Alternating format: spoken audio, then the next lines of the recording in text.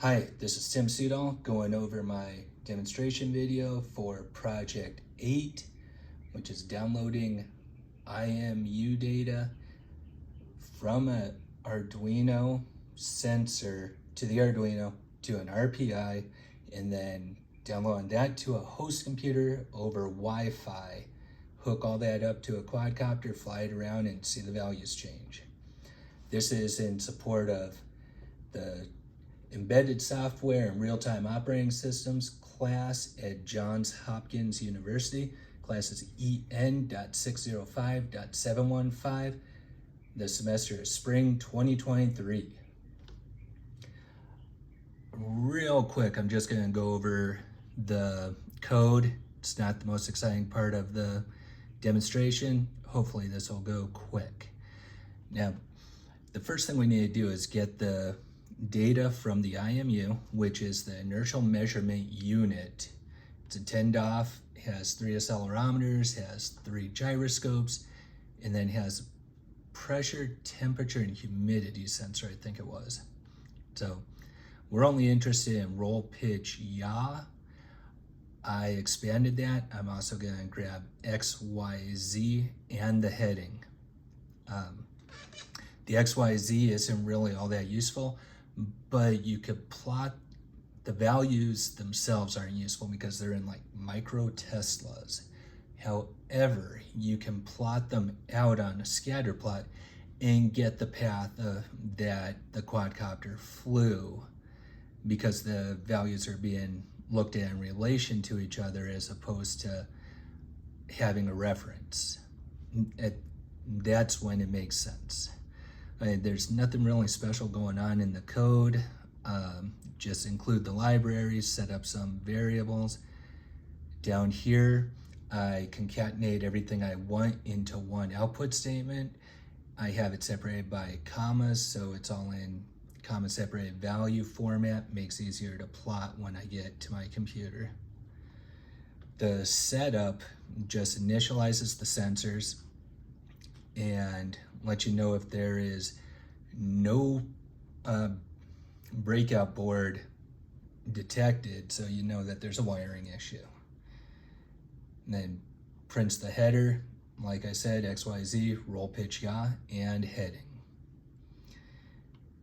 In the loop, it just fires off the get events, which triggers the data from the board.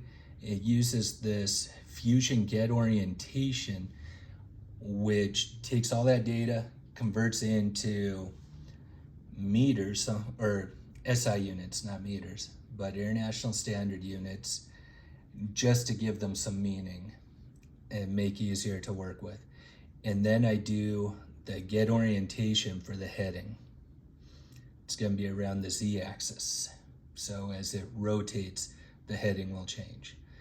Now, yaw is the difference in your velocity vector in the x-plane versus your heading. Well, the math did not work out on the Arduino. I don't know if it's the vector mathematics I was trying or what, but there was giving me nonsensical data. So instead of a rate of change, or the yaw, I'm just going to do a difference between the old heading and the new heading, and that will let you know how much the heading is changing. It's not quite the technical definition of yaw, but it's pretty close, and it gives you an idea of how you are slewing as you go. There is an issue when you pass by the 0 to, or the 359 to 1 degree area. The subtracting the two gives you an enormous value that's so out of whack, because it thinks you're spinning the entire compass rose to go those couple of degrees, which obviously you're not. And this section right here just compensates for that. If it's a very high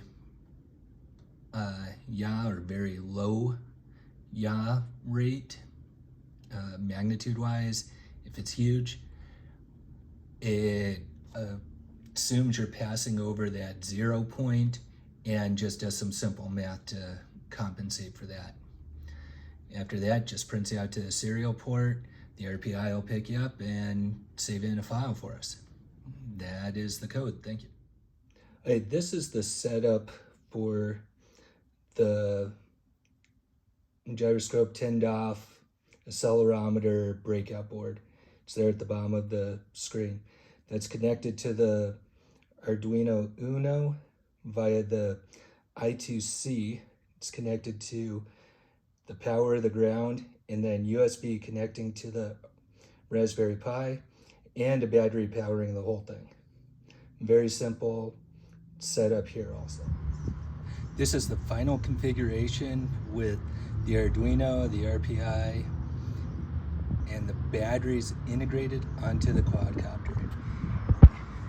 As you can see, this stack is getting kind of ridiculous. I'm gonna have to come up with a solution to mount things more securely, maybe building a shelf between the legs or something similar to that. But for now, this works. We'll do a simulated test flight and see how it goes. I'm gonna apologize right now for nothing happening on the screen. I did start up the script, but the camera was not centered, so it took a while for the data to start coming in, and it is cutting off the first column of the data. But as you can see, the data is starting to change. That means the copter with the IMU on it is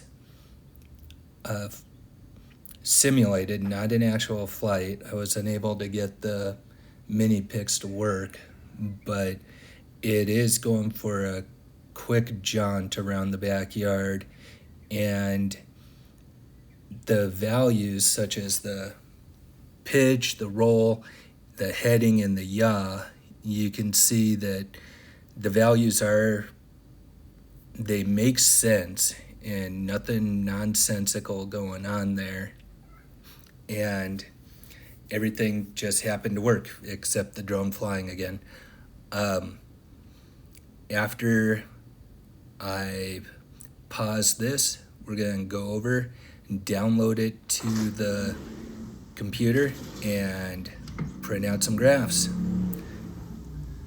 Thank you very much. That concludes the demo.